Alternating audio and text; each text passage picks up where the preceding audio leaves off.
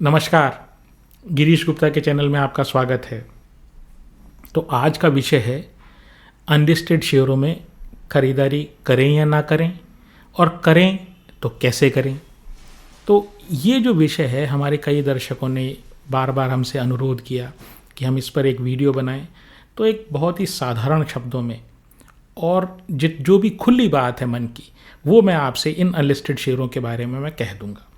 तो पहले ये जानने की कोशिश करते हैं कि अनलिस्टेड शेयर्स आखिर होते क्या हैं। तो अगर आप हमारे वीडियो लगातार देखते आ रहे हैं तो हमने ये बताया कि ये जो NSE और BSE जो है ना, ये दो दुकानें हैं।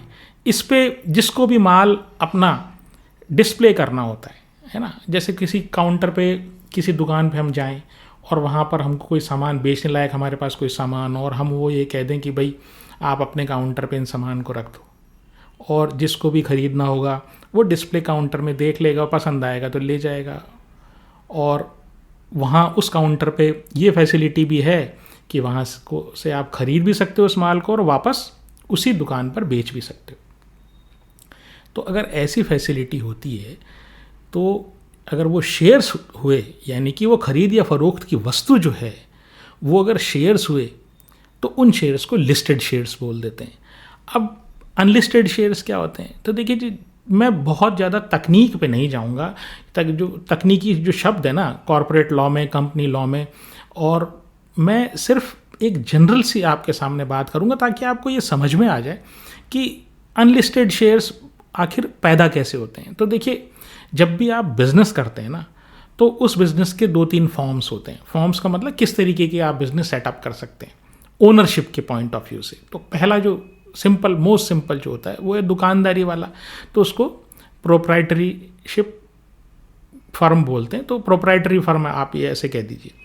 तो वो प्रोप्राइटरी जो फर्म है उसमें एक सिंगल प्रोप्राइटर होता है, मतलब मालिक होता है, और वो अपना बिजनेस करता है। उसका उसमें 100% शेयर होता है। ठीक है।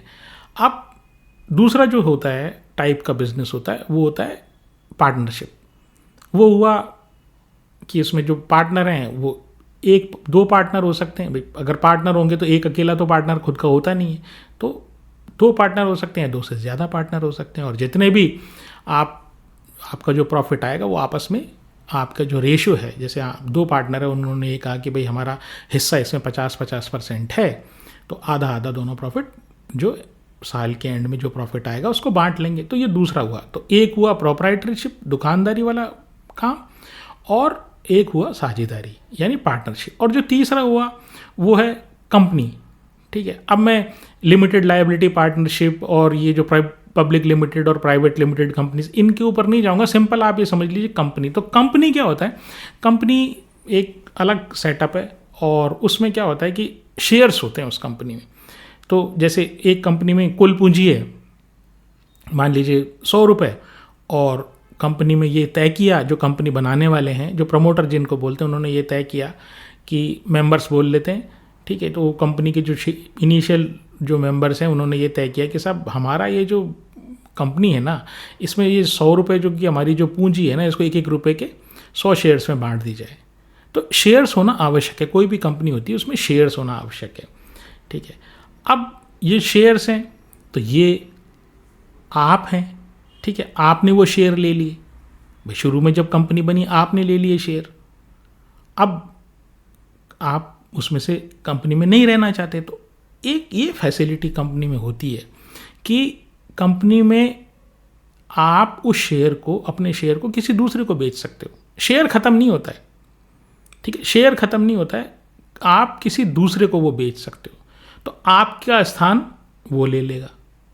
ठीक है। मतलब शेयर होल्डर पहले आप थे और आपने मान लीजिए सारे शेयर बेच दिए, तो वो जो दूसरा व्यक्ति जिसको आपने बेचा, तो वो जो है ना उस शेयर्स का मालिक हो जाता है, और वो कंपनी का मेंबर हो जाता है या कंपनी का शेयर होल्डर हो जाता है। तो ये बात रही कंपनी और कंपनी के शेयर्स की।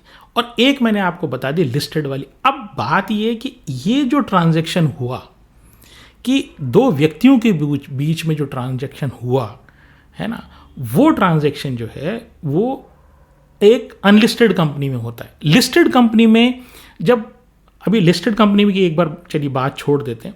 तो जो अनलिस्टेड कंपनी है, इसका मतलब ये है कि उसको मैंने एक्सचेंजेस पे यानी NSE BSE जो है ना, उस पर मैंने लिस्ट नहीं करवाया, या मैंने उन शेयर्स को डिस्प्ले के लिए NSE BSE के काउंटर पे नहीं रखा है। ठीक है, अब वहाँ पर आपके पास जब बेचने जाते हो शेयर को, आप जैसे एग्जिस्टिंग शेयर होल्डर आप हो और आप अगर इसको बेचने जाते हो, तो बेचने का क्या तरीका है? तरीका ये कि आपको दूसरे को देना ही पड़ेगा, किसी दूसरे को देना पड़ेगा अगर आप बेचना चाहते हो तो। ये जो ट्रांजैक्शन है, ये दो इंडिविजुअल्स के बीच में ट्रांजैक्शन है।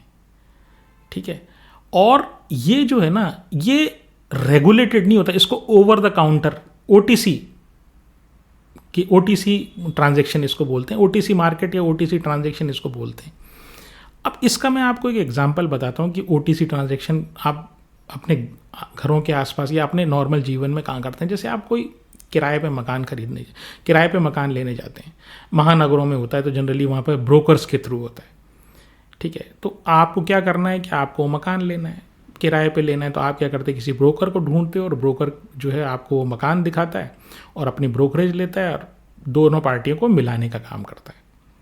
ठीक है, तो ये ऐसा तो है नहीं कि किसी वेबसाइट पे हो रहा है या किसी एक पर्टिकुलर जगह आप सब चले जाएं और सारे जितने भी किराए लेने वाले हैं और जितना मकान मालिक हैं वो सारे एक जगह आके ये तय करें कि साहब किसकी रेट, इस पर्टिकुलर मकान की रेट क्या है। ऐसा तो नहीं होता है ना। तो वो सब चीज़ें कि यहाँ पर जब मकान मालिक और किराएदार सारे एक जगह मिल जाएं और वो आपस में सौदा करें, किसका, किसी पर्टिकुलर मकान के किराए का, तो उसको तो एक्सचेंज बोलेंगे। तो ऐसे बोल देंगे रेजिडेंशियल एक्सचेंज, मतलब किराए के लिए कोई एक्सचेंज मैंने बना लिया। मैं ये इमेजिनरी बात आपको बता रहा हूँ। फिर क्या हुआ कि अगर इसकी जगह आप जो ओवर द काउंटर मार्केट में OTC मार्केट जो मैं बता रहा था वो, तो उसमें क्या है कि दो इंडिविजुअल्स के बीच में एक सौदा होता है कॉन्ट्रैक्ट के बेसिस पे, दोनों एक दूसरे से करार कर लेते हैं। तो ऐसे ही क्या होता है कि जब कोई कंपनी लिस्टेड नहीं होती है, अगर लिस्टेड होती है तो वहाँ पर तो कोई भी शेयर होल्डर, जैसे आप और हमने शेयर खरीदते हैं तो हम कंपनी के इमीडिएटली शेयर होल्डर हो जाते हैं।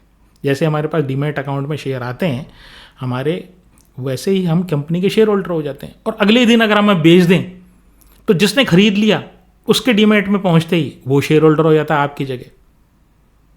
ठीक है, तो ये लिस्टेड और अनलिस्टेड शेयर्स में ये फ़र्क है कि वो भी एक कंपनी है और यहाँ पर जो लिस्टेड है वो भी एक कंपनी है।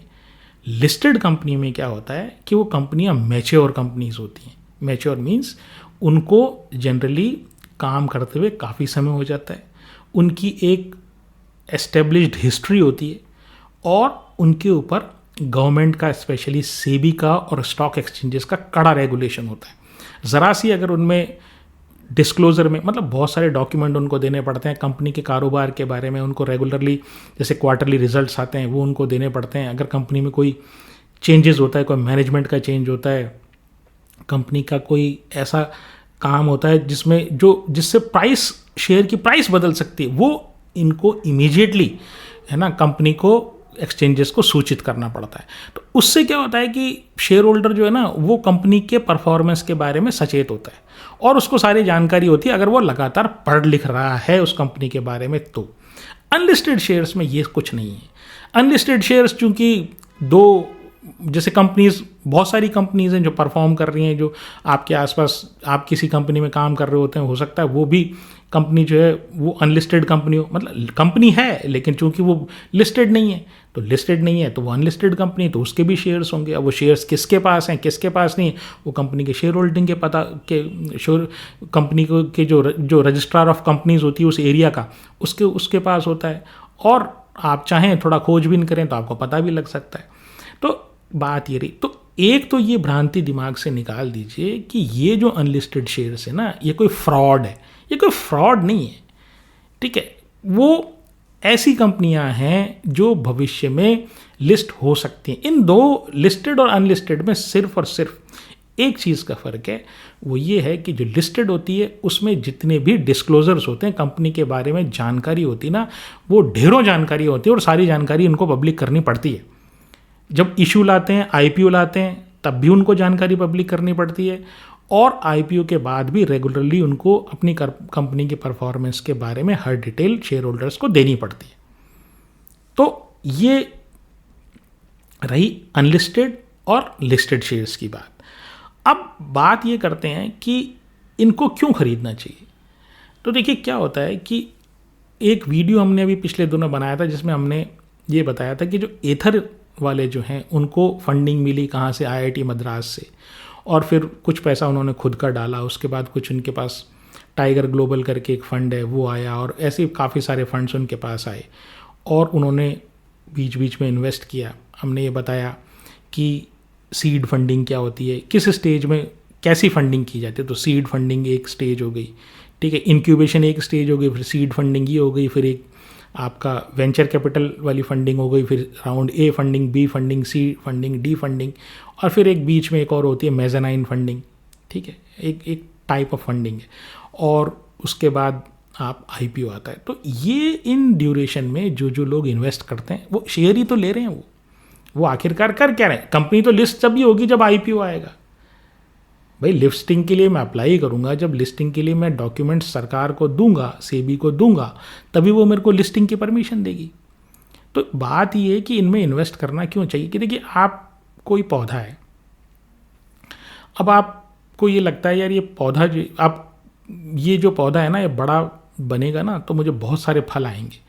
तो आप उन फलों को जब आप देख रहे होते हैं तो रिटर्न्स की उम्मीद आप करते हैं। तो आप सोचते हैं यार अभी पौधा छोटा ही है ना, इसमें पैसे लगा देते हैं यार, ठीक है, तो ये जो पौधा बड़ा होगा ना तो पैसे बहुत होंगे, फल बहुत आएंगे।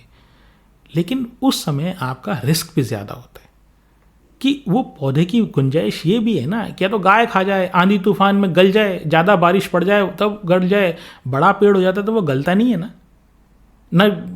उसको गाय खाने का खतरा या भैंस जो है उसको खाने चर सकती है।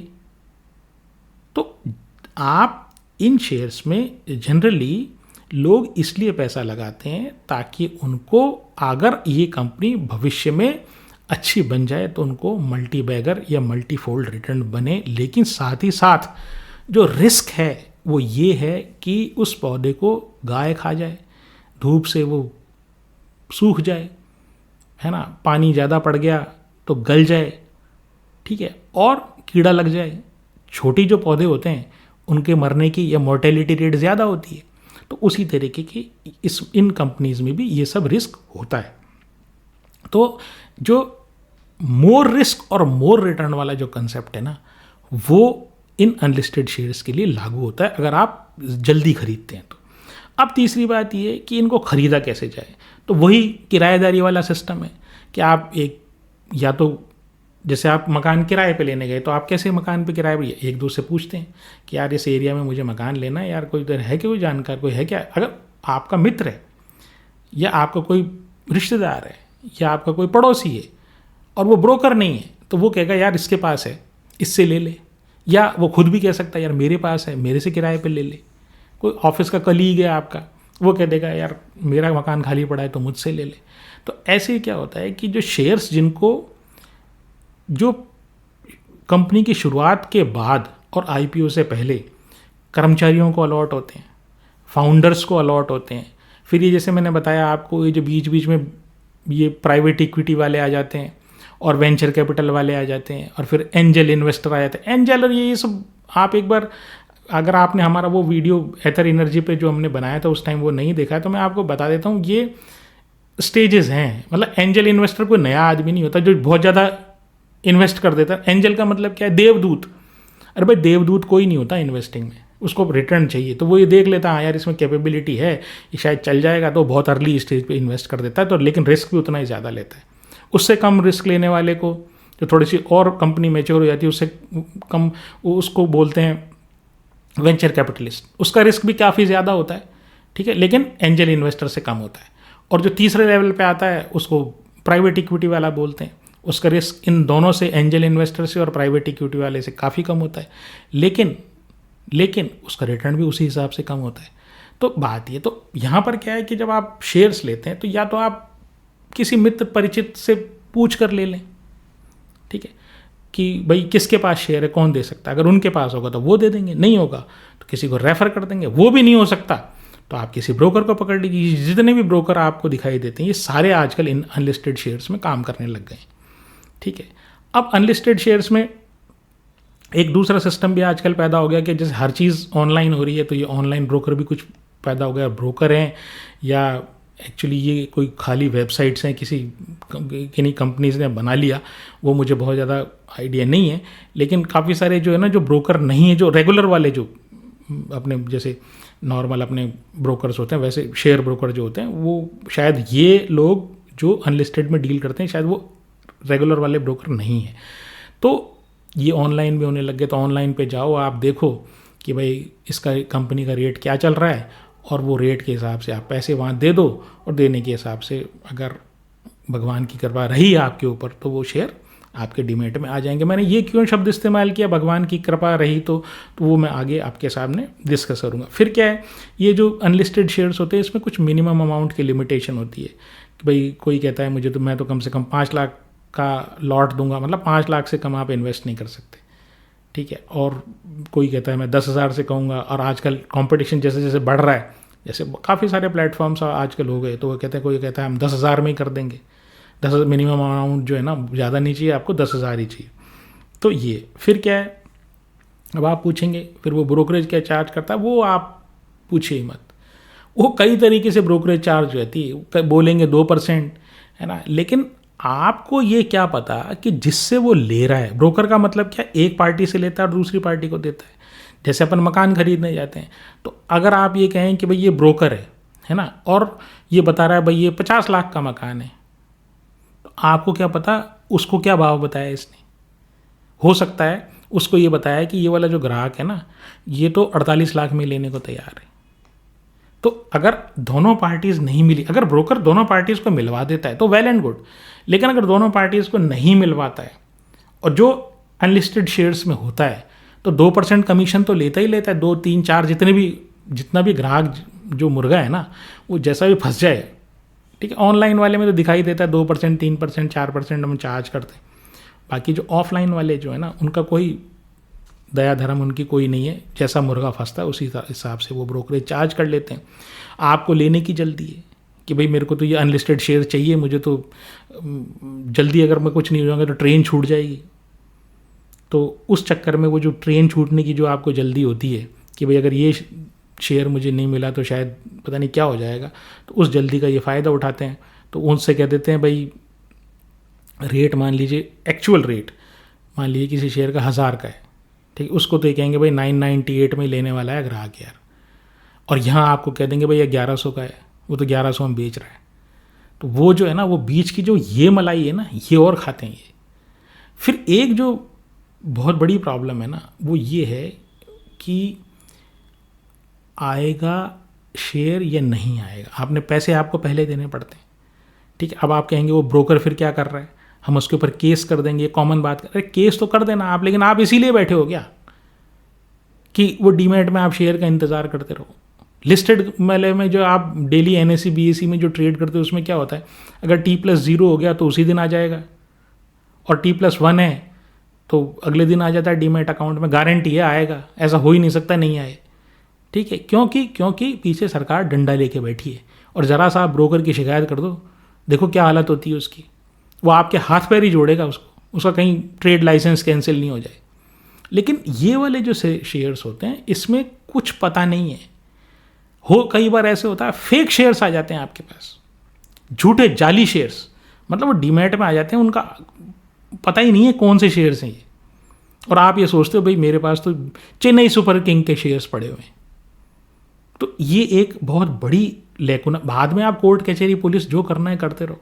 अब आप कहेंगे सेबी क्या कर रही है, भाई सेबी का लूज रेगुलेशन है, वो लिस्टेड कंपनियों में उसका रेगुलेशन बहुत ज़्यादा। हाँ, आपके साथ अगर किसी ने फ्रॉड कर दिया, ठीक है, आपको कहा कि मैं आपको चेन्नई सुपर किंग के शेयर दिलवा दूंगा, और उसके बाद उसने नहीं दिलाए और पैसे ले लिए, तो आप धोखाधड़ी का केस कर सकते हो। लेकिन हम यही काम करने के लिए बैठे हैं क्या कि भाई अपनी जो छोटी सी ज़िंदगी है जिसमें दौड़ भाग करने के लिए हम सारे दिन दौड़ भाग करते रहते हैं। ऑफिस है, दुकान है, घर है ना, पेट भरने का जुगाड़ करते रहते हैं, फिर थोड़ा बहुत एक्स्ट्रा कमाने के लिए इन्वेस्टिंग करते हैं, वहाँ पता लगा यार ये तो कोर्ट कचहरी हो गई। ठीक है, तो ऐसा हेडेक मतलब हो सकता है, ऐसा हेडेक भी। ठीक है, फिर क्या है, जो एक सबसे बड़ी प्रॉब्लम जो है ना वो ये है कि इनके कंपनी के डिस्क्लोजर्स तो आते नहीं। डिस्क्लोजर का मतलब ये कि इनके फाइनेंशियल स्टेटमेंट, मतलब इनके बही खाते यहाँ तो हर 3 महीने में देने पड़ते हैं कंपनी को, मतलब लिस्टेड शेयर्स में तो हर 3 महीने में आपको देने पड़ते हैं। इनका तो कुछ पता नहीं है, जो दिखाई दे रहा है ना सामने, जो दिखाई दे रहा है आपके पास, जो इन्फॉर्मेशन है हो गई बस वही। अब आप कहेंगे नहीं वो जो ऑनलाइन वाली साइट है ना, वो नाम मैं किसी का नहीं ले रहा हूँ साइट्स का, ताकि मतलब आप उस दिशा में ना जाएं। ठीक है, तो कई साइट्स हैं एक्चुअली, तो बोले वो उस पर इन्फॉर्मेशन, अरे भाई वो इन्फॉर्मेशन कितनी सही है कितनी गलत है, या तो इंडसइंड बैंक का हाल देख लो आप। लिस्टेड कंपनी होते हुए, सब कुछ होते हुए भी जो है ना, कंपनी कहती है कि साहब मैंने तो फ्रॉड हुआ ही नहीं, हमारे तो सब कुछ सही है।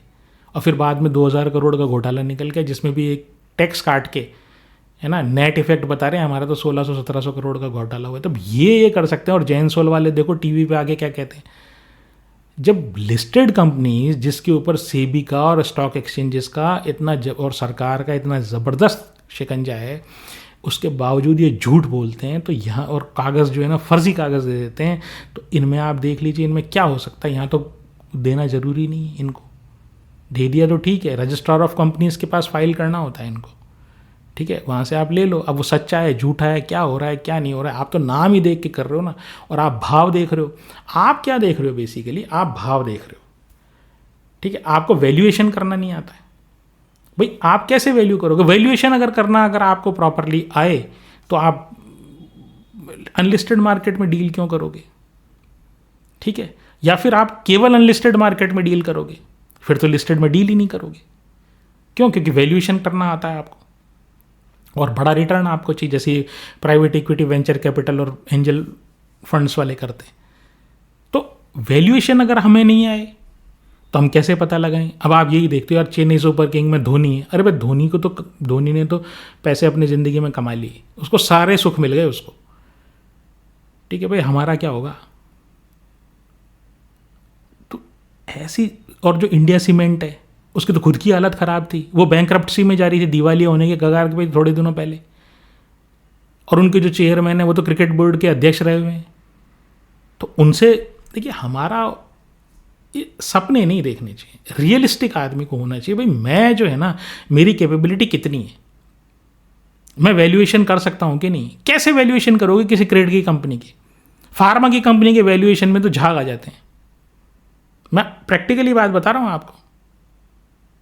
आप फार्मा की किसी कंपनी को लेके बैठ जाओ या इंश्योरेंस कंपनी को किसी को लेके बैठ जाओ, तो ऐसा नहीं है वैल्यू आप उसकी निकाल नहीं सकते, लेकिन उसमें बड़ी मेहनत लगती है। अब ये क्रिकेट वाली में तो कैसे आप वैल्यू निकालोगे? और ज़्यादातर लोग जो है ना, ये चेन्नई सुपर किंग से एनामर्ड है, मतलब उनको उससे बड़ी अभिभूत हैं कि देखो चेन्नई सुपर किंग का शेयर मुझे मिल जाएगा। अरे भाई शेयर तो मिल जाएगा, लेकिन शेयर की वैल्यू कैसे होगी? अब वो तो जो जिसने शुरू में लिया होगा वो तो बेच के निकल जाएगा, वो उसने तो बंदर दूसरे के आपके कंधे पे टिका दिया। वो बंदर टिकाने वाला किस्सा ये है कि एक बंदर शरारती था, ठीक है, वो किसी आदमी के कंधे पे बैठ गया। अब उसमें ये सिस्टम था कि जब तक उसको कोई दूसरा लेने को तैयार नहीं होगा ना, तब तक वो आपके कंधे से उतरेगा नहीं। तो वो क्या करेगा, वो बड़ा प्यार से किसी को पटाता है और ये कहता है यार ये बंदर जो है ना, ये बहुत ही बढ़िया पेट है, पेट जो है ना पालतू वो है, तो और ऐसे खेलता है वैसे खेलता है, उसकी बड़ी तारीफ़ें करता है, और ये तो हज़ारों रुपए में भी नहीं मिलेगा ऐसा बंदर। तो दूसरा कहता है अच्छा ये ले तू पैसे यार, तू तेरे को, लेकिन मैं ना तेरे को सस्ते में दे दूंगा। तो वो सामने वाला कहता हाँ यार दे दे यार, क्या बढ़िया बंदर। अब वो मंकी उसके ऊपर पास ऑन हो गया, अब उसके चिपक गया, वो उतरता ही नहीं कंधे से। तो ऐसे मंकी को थोड़ी लादना है। अगर आपको वैल्यूएशन करना है, आप चीज़ों से देखिए, नाम से मत जाइए। बहुत से शेयर्स जो है ना आपको यहाँ पर भी बहुत मिलेंगे, लिस्टेड स्फीयर में बथेरे शेयर मिलेंगे आपको। मैं आपको डिस्करेज नहीं कर रहा हूँ अनलिस्टेड शेयर्स में पैसा लगाने की, मैं आपको रियलिस्टिक सिचुएशन बता रहा हूँ। ठीक है, फिर क्या है, जो आप सेल करने जाओगे, मान लीजिए आप लेओगे तो आपको प्रॉफिट बुक करना है ना। आपने मान लीजिए 20 लाख रुपए लगा दी, अब आप सेल करने जाओ, किसको सेल करोगे? फिर आपको उसी ब्रोकर के जाना पड़ेगा और ब्रोकर कहेगा ग्राहक नहीं मिल रहा। फिर या वो जो पौधा है, जैसे मैंने एग्जांपल दिया, वो अभी कंपनी मैच्योर नहीं है और बीच में बाईजूस जैसा उसका हालत ख़राब हो गई। बाईजूस के भी शेयर चलते थे, अनलिस्टेड स्फीयर में चलते थे शेयर्स, और वो बैंकरप्ट हो गई। फिर आप किसको बेचोगे? वो पूरा पैसा गया ना आपका। अनलिस्टेड लिस्टेड शेयर्स में तो ये है कि जैसे भी आपको खटका होता है वैसे तुरंत आप बेच सकते हो, तुरंत किसी भी भाव पे बेचो, बेच सकते हो ना। लेकिन यहां पर तो आपके पास कोई एग्जिट रूट ही नहीं, किसको दोगे जब तक कोई लेने वाला तैयार नहीं होगा। और जो लिस्टेड में भी ये प्रॉब्लम आती है, जब सर्किट लोअर सर्किट लगने वाले हैं तो फिर क्या होता है, आपका एग्जिट मुश्किल हो जाता है। जब लिस्टेड में एग्जिट मुश्किल हो जाता है तो अनलिस्टेड में तो बहुत ही ज़्यादा डिफिकल्ट है। ब्रोकर कहता है साहब डिमांड ही नहीं है, आप मुझे दे जाओ। आपने खरीदे थे 1000 रुपये में, है ना, अब कहता है 700 रुपये में ले लूँगा मैं तो आपको, और आपको बाजार से ये पता लग रहा है नहीं साहब ये तो 1200-1300 का भाव, वो कहता है मैं तो 700 में लूँगा। बोले देना है क्या? अब आप देख लो आपको क्या करना है। तो ये सारी चीज़ें। फिर एक टैक्सेशन का मैटर है हमारे यहाँ जो है, वो अगर लॉन्ग टर्म कैपिटल गेन है तो वो 12.5% है 1 लाख से ऊपर, अगर आपका 1 साल में कैपिटल गेन हुआ तो। और जो शॉर्ट टर्म कैपिटल गेन है वो 15% है। लेकिन इसमें जो है टैक्सेशन में, इसमें इनसे हायर है, इनसे हायर टैक्सेशन है। ठीक है। दूसरा, जब आपने ले लिया तो आप क्या सोचते हो, भाई मैंने प्री आईपीओ में ले लिया, अनलिस्टेड का मतलब प्री आईपीओ में, तो आप प्री आईपीओ में मैंने ले लिया। अब प्री आईपीओ में ले तो लिया, लेकिन मैं आईपीओ में क्या है, मैं निकल जाऊंगा, नहीं निकल सकते आप। जो अनलिस्टेड शेयर्स हैं उनको आप आईपीओ के 6 महीने बाद तक आपको उसको रखना पड़ेगा, लॉक इन है आपके पास, लॉकड इन आता है वो शेयर। आईपीओ आएगा, लॉक इन हो जाएगा वो, और आप उसको बेच नहीं सकते। तो फिर क्या करोगे आप? आपको पैसे की ज़रूरत है, और आईपीओ आने के बाद मान लीजिए दाम, क्योंकि आईपीओ आने के बाद नंबर ऑफ़ शेयर्स बढ़ जाते हैं बाज़ार में और उथल पुथल होने लग जाती है। तो अगर मान लीजिए वो घट गया, फिर क्या करोगे? तो बात ये है कि अगर आप ये जितने भी मैंने पॉइंट्स आपको बताए, उन सब से आप, या उन सब का आपके पास एक प्रॉपर आंसर है।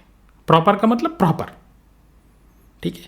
मैं वैल्यूएशन कर लूँगा, मुझे लगता है ये शेयर जो है अच्छा चलेगा, मैं रिस्क लेने को तैयार हूँ, मैं लिमिटेड कैप इन्फॉर्मेशन के साथ काम करने को तैयार हूँ, ब्रोकर मेरा जानकार है, ब्रोकर अगर मुझे फर्जी सर्टिफिकेट दे देगा तो मैं उसका गला दबा दूंगा। ठीक है, मतलब गला दबाने से मतलब ये एक उपमा मैंने दी है, इसका मतलब मैं उसको उससे वसूल कर लूँगा पैसे मेरे। ठीक है, और मेरे पास मुझे कोई दिक्कत नहीं है, अगर मुझे थोड़ी बहुत प्रॉब्लम आएगी भी ना, उसको मैं झेल लूँगा। अगर आप ये सारे काम कर सकते हैं और आप एग्रेसिव इन्वेस्टर हैं, एग्रेसिव का मतलब ये जिसके नेचर जो है ना ज़्यादा रिस्क लेके ज़्यादा रिटर्न कमाने की है, अगर ऐसे आप इन्वेस्टर हैं तो आपको अनलिस्टेड स्फीयर में काम करना चाहिए। अदरवाइज़ आप एक साधारण इन्वेस्टर हैं जो अपनी घर गृहस्थी संभालते हैं, अपना एक छोटा सा व्यापार चलाते हैं या अपनी नौकरी करते हैं, और आपका ये फुल टाइम काम नहीं है, आपका किसी ब्रोकर से जान पहचान नहीं है, आपके पास इतना क्षमता, पैसा और ताकत नहीं है, फिजिकल, ठीक है, शारीरिक बल, भुजबल जिसको बोलते हैं, वो आपके पास नहीं है कि आप किसी ब्रोकर से कुछ गड़बड़ होने पर पैसा वसूल कर सको, मुकदमेबाजी कर सको, कोर्ट कचहरी कर सको। तो ये सब चीज़ें आपके लिए नहीं है। ठीक है, सोशल मीडिया पे बहुत सी आपको जानकारी मिलेगी, इसमें ये फ़ायदा है, इसमें वो फ़ायदा है। अरे सब फ़ायदा तो फ़ायदा है, वो तो सही है, लेकिन ये हेडेक अगर मेरी जान को हो गई तो मेरी तो गाड़ी कमाई चली जाएगी ना। लिस्टेड स्फीयर में बहुत से अच्छे अच्छे शेयर्स हैं। मैं ये नहीं कह रहा हूँ कि मैं आपको इस चीज़ से डिस्करेज कर रहा हूँ, मैं सिर्फ आपको ये कह रहा हूँ अगर आपको ये सब झेलने का मादा है तो आप अवश्य करें। दूसरी चीज़, एक और जो अच्छी बात है वो ये है कि अभी तक जो भारत में ये जो अनलिस्टेड शेयर्स का जो मार्केट था ना, वो नॉन ट्रांसपेरेंट था। नॉन ट्रांसपेरेंट का मतलब ये है कि पहले ऑफलाइन ब्रोकर ही हुआ करते थे, अब ये ऑनलाइन आने से हर आदमी को, हर व्यक्ति को पता लग गया कि करीब करीब क्या भाव चल रहा है। ठीक है, और जागृति बढ़ी है, तो लोगों को चेन्नई सुपर किंग के शेयर हैं ये भी पता है, लोगों को HDB फाइनेंशियल सर्विसेज के शेयर्स हैं, HDB फाइनेंशियल सर्विसेज के शेयर्स हैं ये भी पता लगा है। लोगों को ये पता लगा है कि NSE का जो है, जो वो प्री IPO में अनलिस्टेड शेयर्स बिक रहे हैं। लोगों को ये भी पता है कि OYO जो है वो भी अनलिस्टेड है और उसके शेयर भी अवेलेबल है। तो ये जागृति फैलाने का काम तो इन प्लेटफॉर्म्स ने किया ही है, तो ये क्रेडिट तो मैं उनको दूंगा ही दूंगा।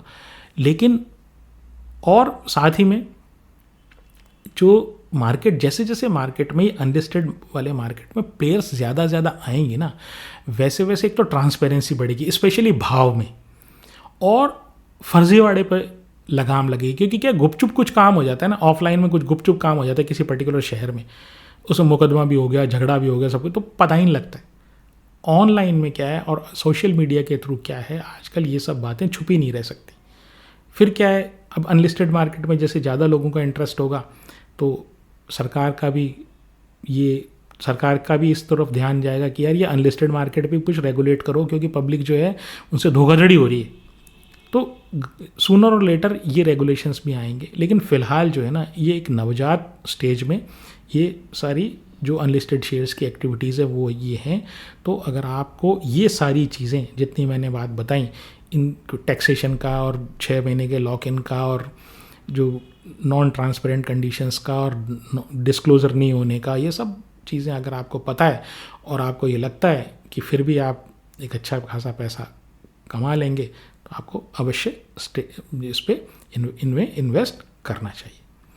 तो आज यहीं तक। अगर आपको मेरा प्रयास अच्छा लगा हो तो चैनल को सब्सक्राइब करें, वीडियो को लाइक करें और शेयर करें। और साथ ही में ऐसे ही कोई अन्य टॉपिक,